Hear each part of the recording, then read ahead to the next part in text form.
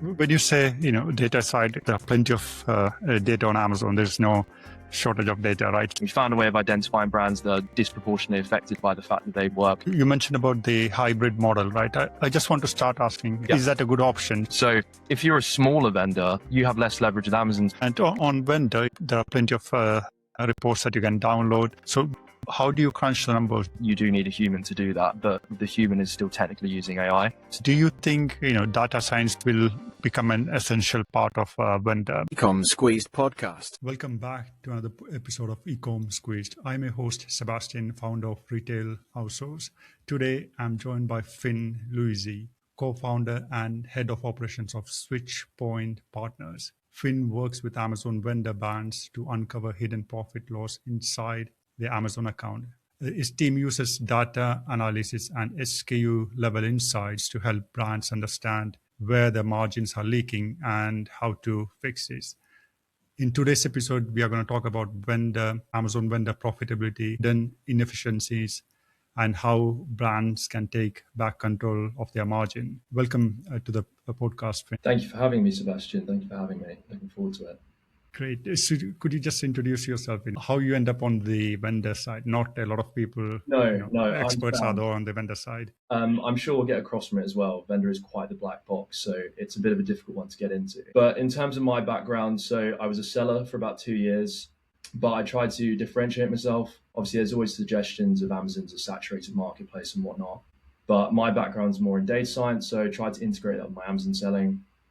And in doing so, I came across a inefficiency basically in the way that some brands are selling on Amazon, but it was never something I could use myself because it was vendor brands far bigger than myself. And so I looked to get into this space, met with a few people to learn, but it's a bit of an unorthodox route given that most people that are in the vendor space used to work for Amazon or be a brand catalog manager. But yeah, so I tried to approach it from a data side rather than operational side, and yeah, that's what we do. Great. So when you say data side, there are plenty of data on Amazon. There's no shortage of data, right? So which aspect of that the data that you normally look into? So we got into it essentially because of, I don't know if you're aware of the hybrid model where you sell someone seller and sender. Someone seller. Yeah. So I understood that was a thing, but it seemed to be pretty underutilized by brands. With time, I realized there was a certain set of brands in the UK specifically. We're branching out into other countries, but it's mainly the UK we focus on at the moment. We found a way of identifying brands that are disproportionately affected by the fact that they work just on vendor. And essentially we approach them and we say, this is what you think is going on in terms of your inefficiency. We can't do that. We can't actually identify that properly on a micro level unless we look at your reports. So we'll audit them essentially, and then we'll give our suggestions. But at the end of the day, we're hands off. We're not going to manage anything. We want to keep it impartial. And then they can either do it internally or we have partners who fulfill for them essentially. Great. And you mentioned about the hybrid model, right? I just want to start asking, is that a good option? Should all the sellers who are just on vendor should start thinking having the same listing on seller side as well?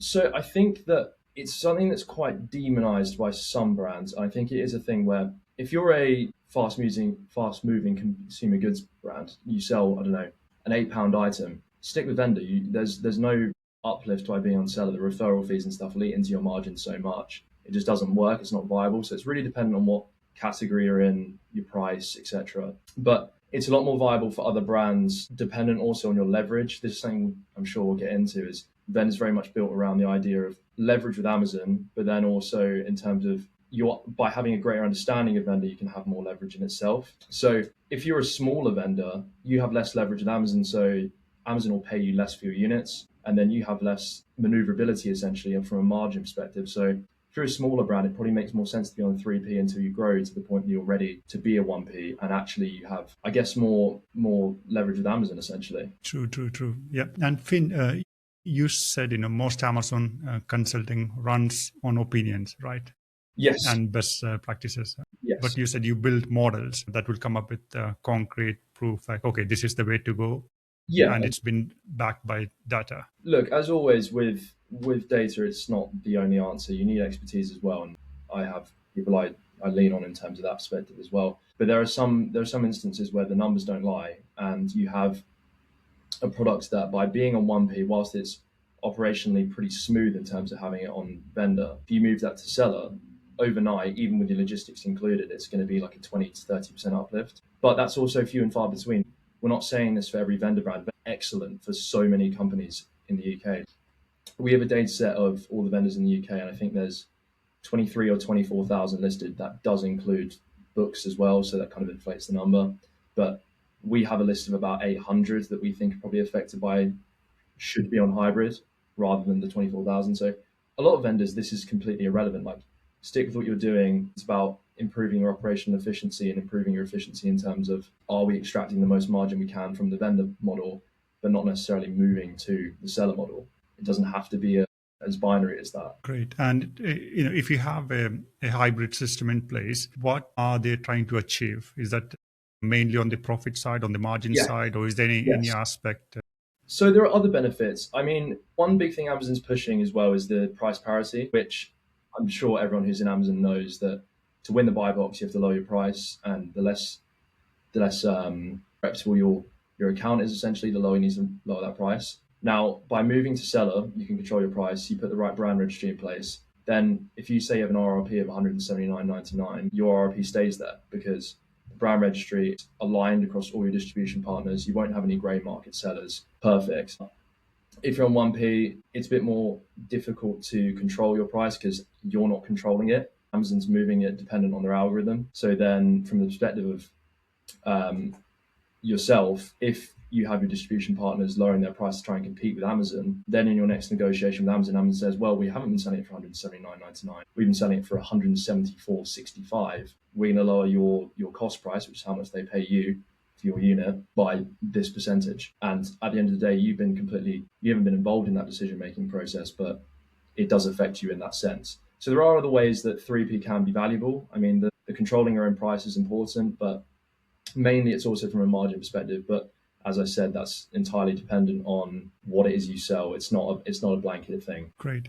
And in terms of, if you have because, I want to stick with the hybrid system because this is something a lot of people discuss on LinkedIn as well. So if you have a hybrid system in place, should they, list on the same SKU? And if they list on the same SKU or ASIN, should they fight for that buy box? So from the perspective of the hybrid model, it's not as cut and dry as this makes more on seller than vendor. When we model it, you should move it.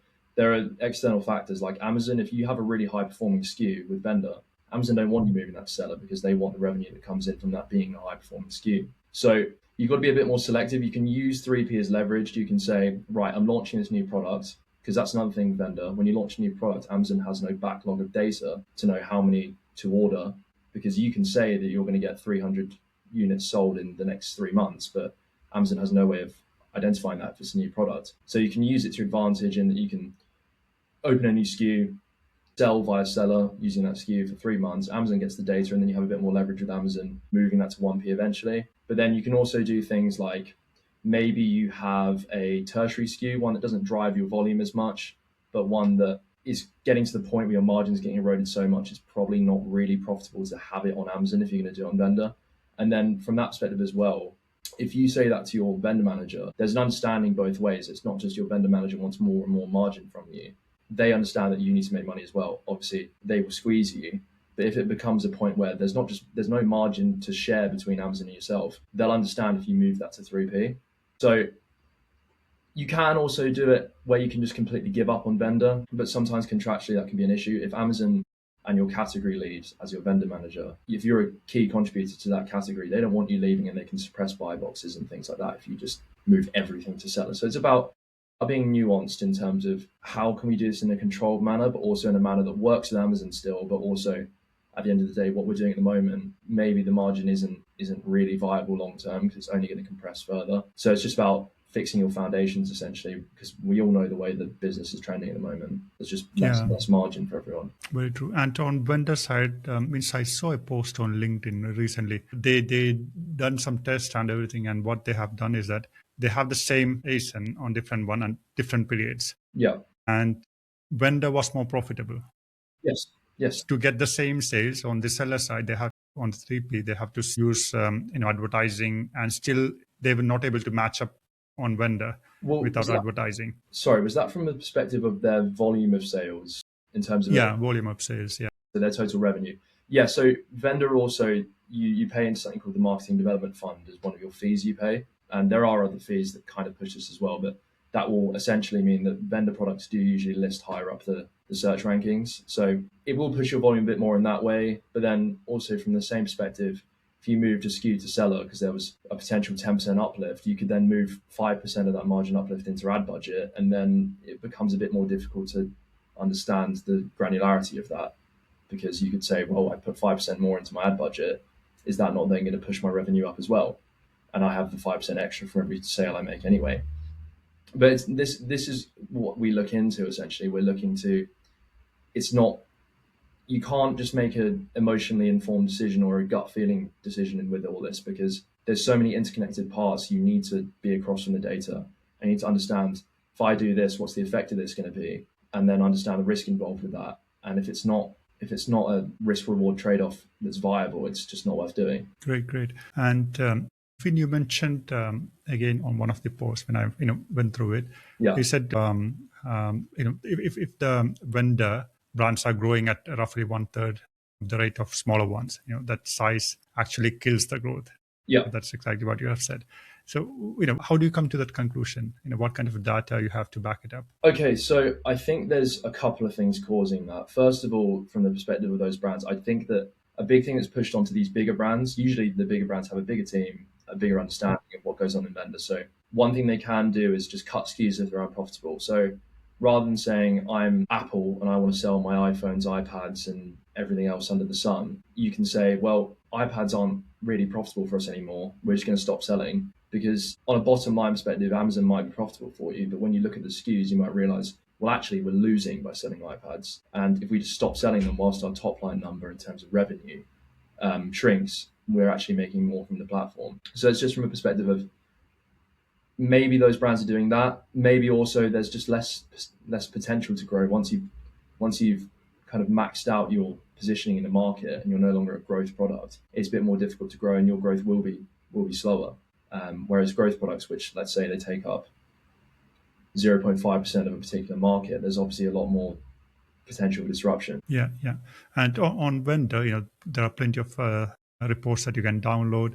So how do you crunch the numbers? Do you use any specific softwares, or do you do like old school Excel? Yeah, so we try and do a mix where we'll pull the reports and we'll try and organize them in a way that's understandable. And we have our own frameworks internally that we use. So some of that will be Excel, some of that's done with Python, where if there's a particular thing where we want to say, okay, well, your returns are 15% on vendor, you have an allowance for that as a vendor, then, okay, if we move this to seller, we need to consider that there's still going to be 15% refunds, if not more. So Python can do things like extrapolate that data and understand, okay, what happens if it's 17.5%? Is seller still more viable? It's things like that where no one knows at the end of the day, but at least if you're prepared, you can understand whether that's a risk worth taking. Because if your refunds spike, it might be that vendor was more reliable all along. True. And AI is a big thing, right? So do you utilize, for this data side, do you utilize AI? And if you use, most likely yes. And which type of AI are you using? Is that cloud or GPT? I am not a particular believer in the AI resources in the Amazon space at the moment.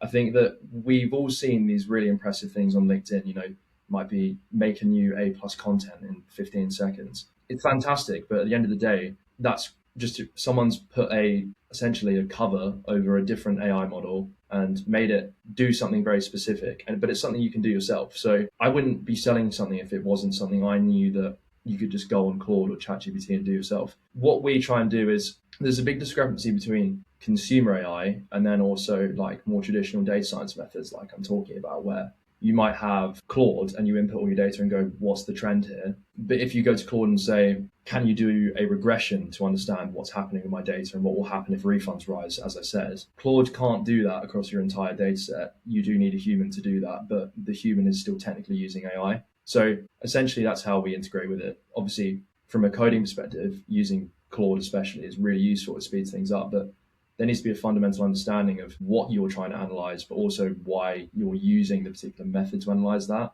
Because I'll sit here and say, I'm not the best coder in the world. And also the actual things I'm doing, probably most people could do. But the difference is we understand what methods to use to understand what you want to understand, essentially, if you follow my train of thought. Yeah, yeah. And, we talked about data and how to gather and how to process. And I just want to move on to the KPI side.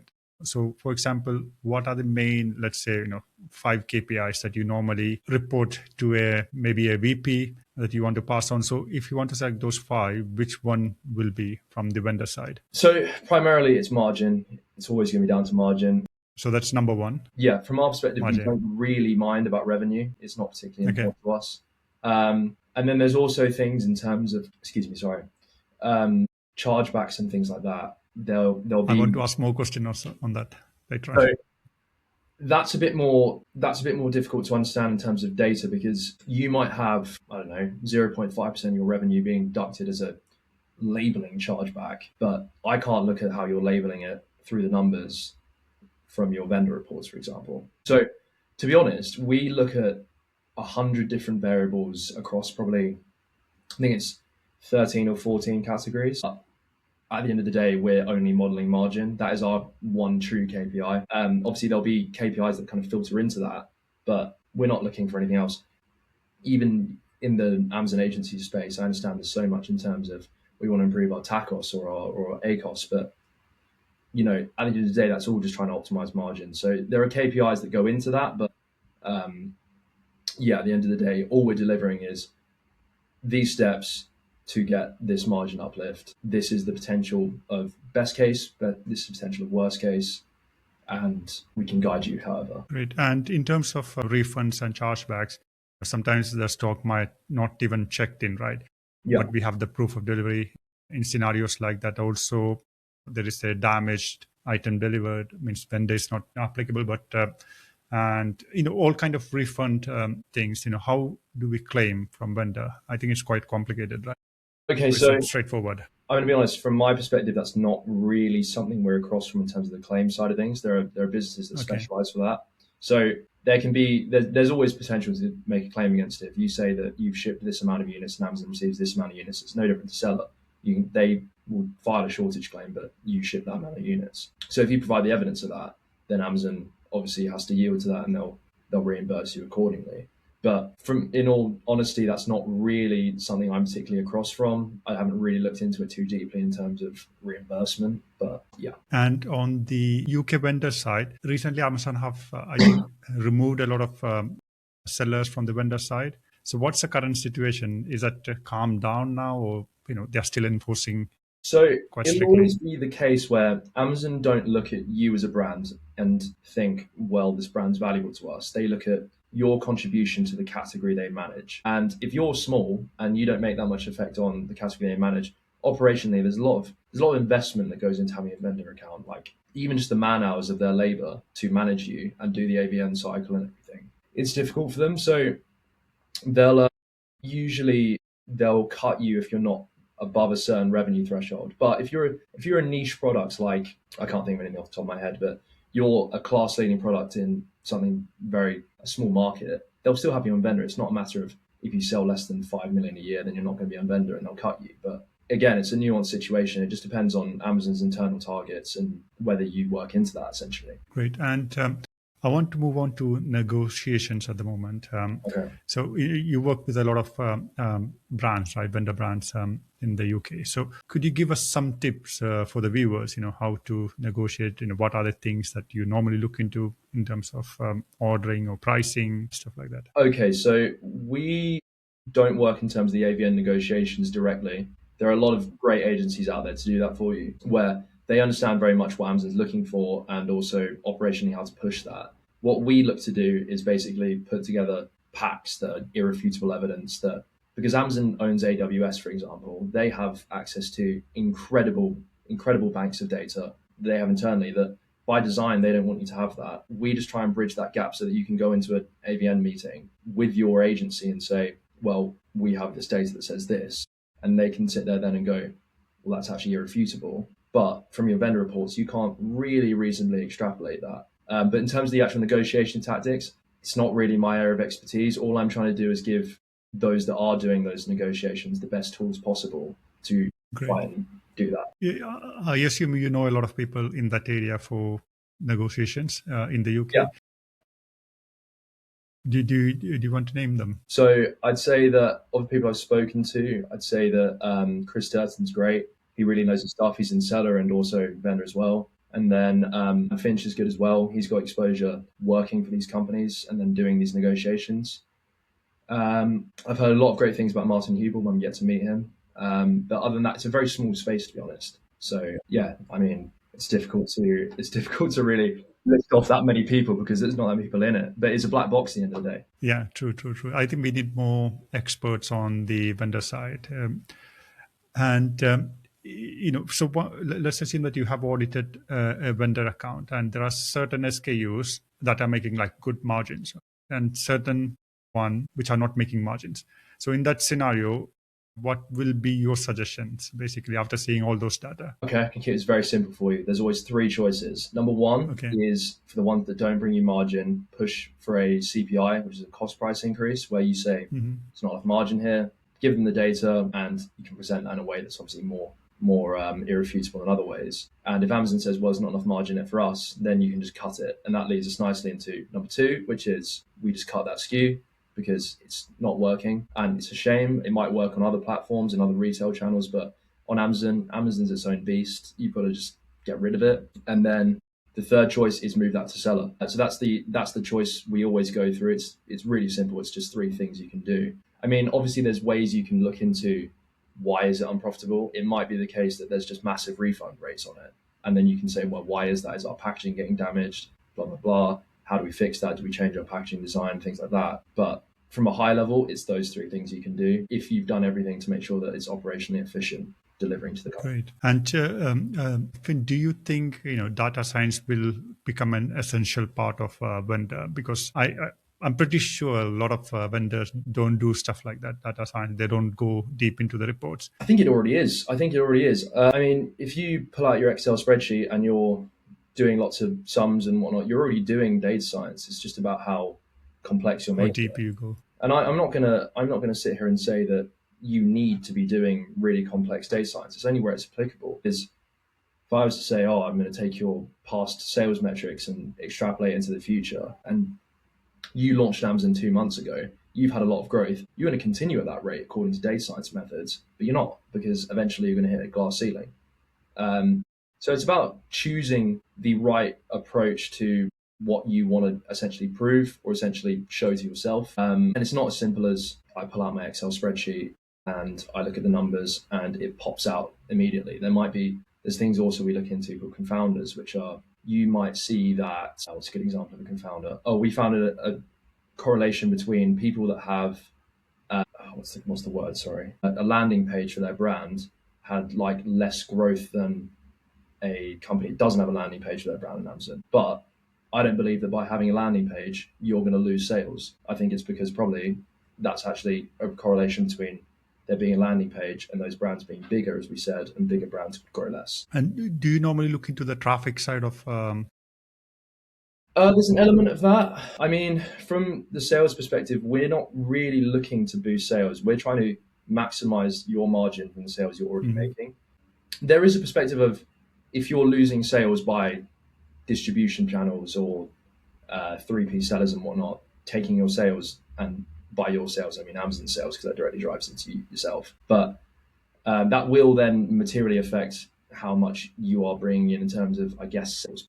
It's in terms of actually boosting sales, not really. I mean, we have our partners we work with to try and do that, but I think we try and keep ourselves separate from that just because at the end of the day, that's a very different can of worms in the Amazon space. And I don't want to try and cover everything. I'd rather really focus on one thing. Yeah, it's quite big area. Yeah, exactly. Big space, yes. Exactly. Yeah, I understand. And for your side, what are the main reports from vendor that you normally download And what's the frequency? I know, depending on the account size, there are a lot of other variables, but in general. So we're looking essentially at chargebacks. We want to know their terms, but that's done on a contractual basis a lot of the time. So it's not really viewable through their vendor reports. And then we'll also be looking for refund rates, things like that. It's just about, to be honest, most things, we'd rather have all the data because we don't want to be sat on their vendor account for a long time. We usually just want to get permission to get the data, get out, and then leave it to them. But then we can kind of process it all as a CSV and whatnot. Also, it's worth looking over everything because there might be something you can miss if you don't download a certain report. Great. And for the viewers who are selling on vendor, do you want to give any advice? Maybe there's something that they are missing that you have found on after auditing a lot of accounts. Is there something that keeps coming up again and again? Those kind of points. I understand the difficulty of managing such a big operation, especially given a lot of the time you don't have the headcount to manage 100 SKUs, or even if you're a smaller amount of SKUs, you don't have the headcount to do so. But I would really stress the point of maybe I understand the need to constantly move forward in terms of just managing the business, but we also see that there's just as much benefit to be made from taking a step back and looking at the foundations and understanding, am I selling the right way, as opposed to I'm just going to keep on running the business so that the revenue keeps on coming in. Even if you don't reach out to an agency, if you just say for, a month, stop your POs and really sit down and try and understand the profitability of catalog, I promise you in the long run, the business will be a lot healthier for it. Yeah. And, thanks a lot, Finn, for coming down and sharing all this information. For their viewers, where can they find you? So they can find me on LinkedIn. They can also reach out via our website, which is switchpointpartners.com. But I'm available on LinkedIn all hours of the day. So if they just reach out via that, I'm happy to get in touch and share any insights they might need. Even if they just want to investigate something, I'm happy to do some data science on the projects on the side. I'm always interested in looking at if someone's got a particular data set. I'm always interested in looking at the insights that we found from that. So please reach out. Great. So I will put the LinkedIn profile link and the website as well on the show notes. So please do check it out. Yeah. And thanks again, Finn, for coming down and sharing this all this insight. It's very hard to find experts like you on this space. I'll reach out to the other people I know so you can get them on as well and they can share their insight. Fantastic. Thank you for the discussion. Thank you very much. Thank you, Finn. Thank you.